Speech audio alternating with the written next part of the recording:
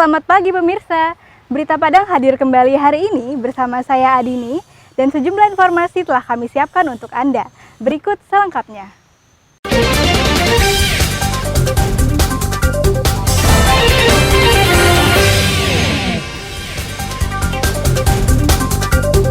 Gunting celana mahasiswi baru, mahasiswa senior Universitas Andalas dikecam. Lagi asyik pesta narkoba, 3 pemuda dibekuk polisi. Simulasi evakuasi jika terjadi gempa dan tsunami di sekolah.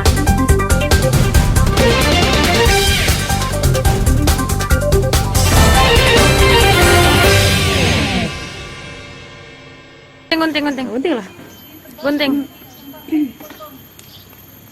Ini adalah video amatir yang beredar luas di masyarakat yang memuat gambar 2 mahasiswi semester 1 Universitas Andalas Padang dipaksa menggunting celana mereka sendiri pada Sabtu pekan silam. Penyebabnya, keduanya kedapatan keluar asrama tidak memakai rok. Padahal, salah satu aturan bagi mahasiswi UNAN yang tinggal di asrama haruslah mengenakan rok setiap kali keluar asrama. Video viral ini sontak dikecam berbagai kalangan masyarakat. Bahkan, mahasiswa semester 1 yang masih tinggal di asrama pun menilai tindakan para senior tersebut berlebihan. Jadi tanggapan terhadap kasus pengguntingan celana ini menurut saya, Pak, ini merupakan sebuah tindakan dari salah satu pembina atau oknum yang menurut Angga itu secara berlebihan. Sedangkan mahasiswi lainnya menilai memang banyak peraturan di asrama yang memberatkan mereka. Namun semua itu dinilai memiliki tujuan yang baik. Tetapi ada juga beberapa peraturan yang memberatkan. Tapi kita balik lagi ke tinjauan awalnya bahwa peraturan itu sendiri bersifat subjektif dan memiliki pandangan dari setiap orang itu berbeda, Pak. Mungkin bagi Rima itu baik dan tidak memberatkan, tetapi bagi yang lainnya belum tentu. Pihak Universitas Andalas sendiri langsung bergerak cepat untuk mengatasi persoalan tersebut. Mahasiswi yang terlibat langsung diberhentikan sebagai pembina asrama.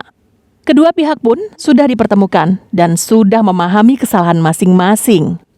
Selanjutnya, Universitas Andalas akan mengevaluasi secara menyeluruh pembinaan mahasiswa baru, khususnya yang tinggal di asrama, karena yang kuliah di Universitas Andalas berasal dari beragam etnis, agama, dan suku.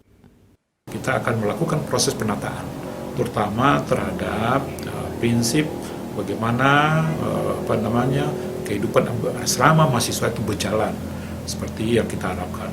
Asrama mahasiswa ada tempat bagaimana mereka berinteraksi secara bersama, menyadari bahwa ada unsur keberagaman dan juga inklusif yang dilakukan, sehingga ini termasuk bahan dasar yang akan kita jadikan bahan evaluasi.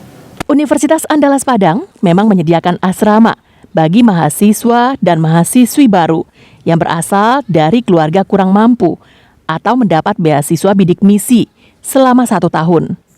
Namun pengawasan di asrama ini dilakukan oleh mahasiswa senior dan menerapkan aturan layaknya sebuah organisasi massa. Selama ini tindakan mereka berjalan lancar karena tak satu pun mahasiswa baru yang berani menentangnya. Tak hanya itu, mahasiswa pengawas asrama ini juga berlindung di balik unit kegiatan mahasiswa. Laude Juhardio Anse melaporkan dari Padang.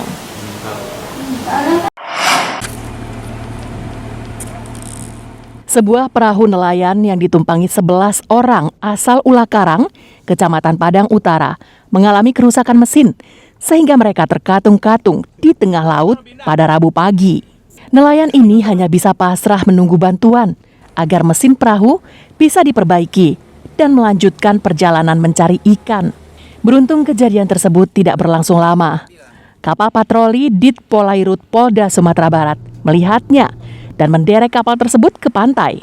Setelah mesin perahu diperbaiki, para nelayan Ulakarang itu pun kembali melanjutkan perjalanan mereka mencari ikan. Oh, kebetulan kapal kami sedang gangguan daripada mesin.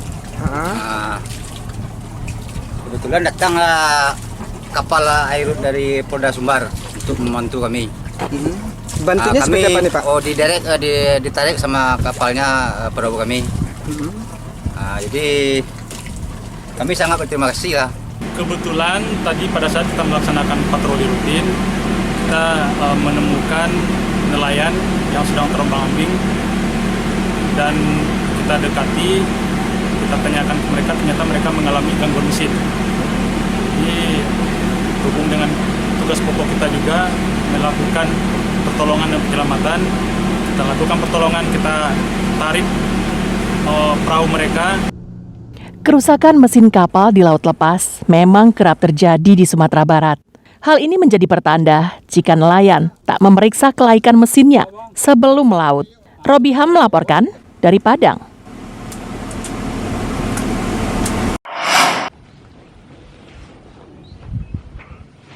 Penghentian siaran televisi analog yang juga disebut ASO batal dilakukan di Sumatera Barat.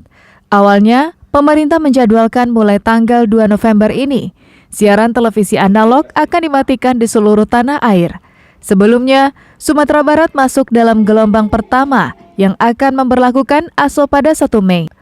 Kemudian diundurkan pada tahap 2, 25 Agustus. Namun hingga batas akhir pelaksanaannya, 2 November, Sumatera Barat belum juga menerapkannya. Akibatnya, warga yang berharap bisa menonton televisi dengan kualitas gambar maksimal tak bisa diwujudkan. Padahal mereka telah membekali televisinya dengan set-top box, alat khusus untuk menerima siaran digital. Setelah kita memakai STB atau untuk penyaluran digital, layar yang ditampilkan itu sangat bersih gitu, sehingga kita untuk menontonnya agak lebih asik daripada menonton dengan memakai TV analog.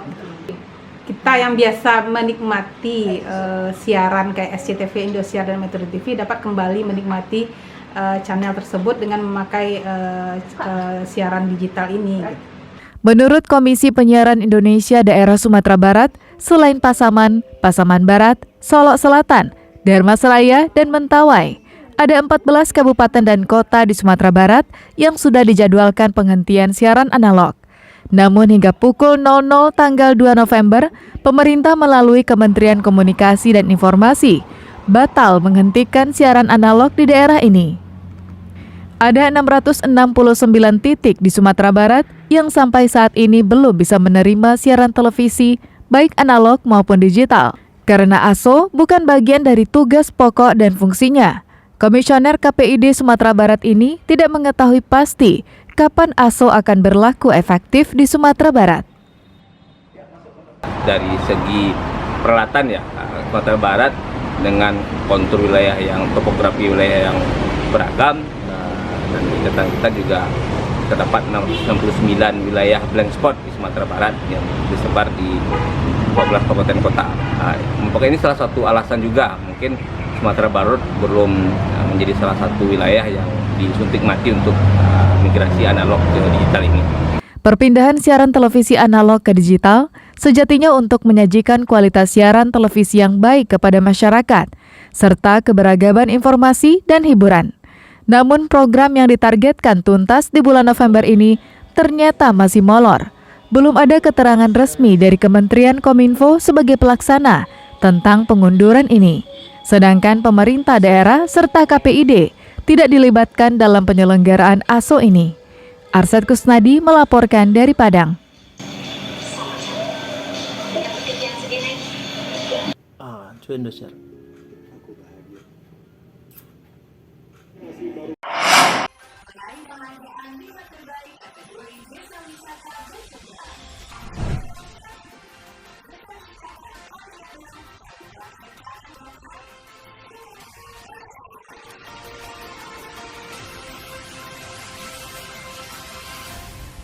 Bertempat di Gedung Sabta Pesona Kemenkraf di Jakarta, Desa Pariangan di Sumatera Barat peroleh gelar juara 1 pada kategori Desa Wisata Berkembang pada Anugerah Desa Wisata Indonesia tahun 2022. Warga di Pariangan menyambutnya dengan gembira. Bahagia, senang. Banyak tamu datang, terlebih senang hati masyarakat di situ. Terlebih-lebih orang kadang-kadang. Ya senang lah. Bagi warga, Penghargaan ini akan menambah jumlah kunjungan wisatawan ke Pariangan yang berdampak secara signifikan pada pendapatan mereka. Perekonomiannya meningkat, banyak pengunjungnya. Paling tak tamu diadakan. Perekonomian juga meningkat gitu Ya, mantap, lebih mantap lagi. Desa Raming jadinya. Jadi rame gitu ya. Pariangan, desa yang di kaki Gunung Merapi ini terletak di ketinggian 500 hingga 700 meter dari permukaan laut. Di desa yang berjarak hampir 100 km dari kota Padang ini, mata pengunjung akan dimanjakan dengan pemandangan yang menakjubkan. Hamparan sawah yang berundak dengan latar pebukitan dan gonjong rumah adat merupakan suguhan utama. Suasananya semakin menghanyutkan karena Pariangan berhawa sejuk. Desa ini mulai dikenal secara internasional setelah sebuah majalah wisata luar negeri menobatkannya sebagai desa terindah di dunia pada tahun 2012 lalu. Keindahan Pariangan disandingkan dengan Niagara on the Lake di Kanada, Kreski Krumlov di Republik Ceko, Wengen di Swiss, Shirakawa Go di Jepang, dan Eze di Perancis. Sejak itu, pemerintah pusat mengembangkannya menjadi desa wisata. Di Sumatera Barat sendiri, Pariangan dikenal sebagai daerah Tuo, yakni daerah yang diyakini sebagai asal-usul suku Minangkabau seperti yang terdapat dalam Tambo Minangkabau, yakni cerita sejarah yang diceritakan turun-temurun. Sri Louis melaporkan dari Pariangan, Tanah Datar.